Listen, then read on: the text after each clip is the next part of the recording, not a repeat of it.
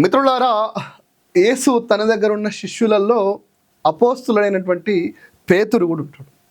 ఆ పేతుర్ని పట్టుకొని క్రీస్తు చెప్తాడు ముందే, 3 సార్లు ముమ్మారు నన్ను ఎవరో నువ్వు తెలియదు ఎరగదు అనేంతవరకు కోడి కుయ్యదు. అంటే నిజంగా పేతురు ఆయన శిష్యుడు కాబట్టి నేను అలా ఎందుకంటా అని చెప్పేసి ధైర్యంగా చెప్పినటువంటి పేతురు కథ ఎందుకు చెప్తున్నా మీకు అంటే, ఇది ఒకసారి చూడండి.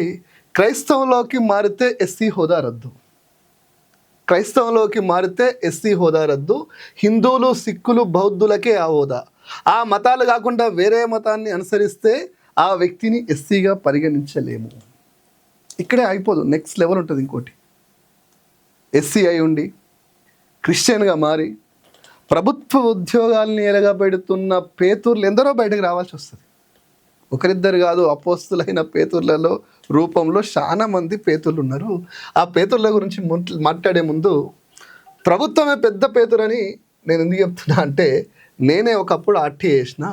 అసలు నా సిద్దిపేటలో ఎంతమంది పాస్టర్లు ఉన్నారు, ఎంతమంది బాప్తిసం ఇచ్చిన వాళ్ళు ఉన్నారు, ఎంతమంది క్రిస్టియన్లు ఉన్నారు అని అడిగితే నేను ఆ సమాధాన్ని పక్కన పెడేస్తా.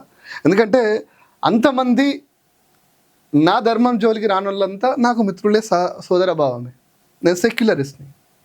కనీసం డిగ్రీ లేకుండా, రామాయణ మహాభారత ఇతిహాస పురాణాల మీద అవగాహన లేకుండా, పరమత సహనం లేకుండా, ఆదివారం రాగానే రాముణ్ణి, కృష్ణుణ్ణి, నా ధర్మాన్ని, నా దేవి దేవతామూర్తుల్ని, నా దేశాన్ని కించపరిచే విధంగా మాట్లాడే ప్రతి ఒక్కరికి నేను శత్రువునే.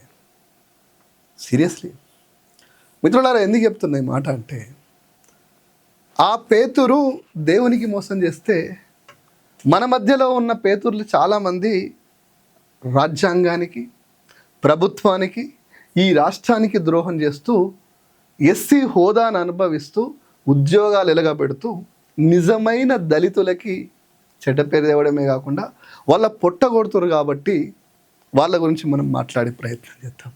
మిత్రులారా, నేను అడిగిన, అయ్యా మన దగ్గర ఎంతమంది ఉన్నారు మా సిద్దిపేటలో, నేను రాష్ట్ర వ్యాప్తంగా అడుగుతలేనా అంటే, ఎంఆర్ఓ గారు పిలిపించి వచ్చి ఆయుధ అయిపిస్తారు. నాకు దగ్గర ఎవరు మిత్రులు ఉన్నారు, నేను ఎవరి మాట వింటా, ఈ క్రిస్టియన్లల్లా అని చెప్తే వాళ్ళ పేర్లు చెప్తారు.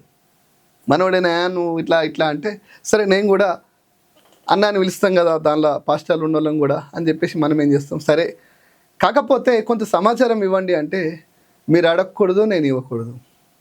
ఎందుకు సార్ అంటే, అంత పేతుర్లే కదా సీన్ అంటాడు. నేను చెప్తలేను పేతురు గురించి. మత్తయి 25, 26, 75 అనుకుంటా, నాకు యాదికి లేదు. మా బావ పాస్టర్ ఉన్నప్పుడు చదివినా కదా, ఇప్పుడైతే ఎగ్జాక్ట్ యాదికి లేదు. పాస్టర్లు ఎవరైనా ఆ నెంబర్ కరెక్ట్ ఒకసారి చెక్ చేసుకోండి.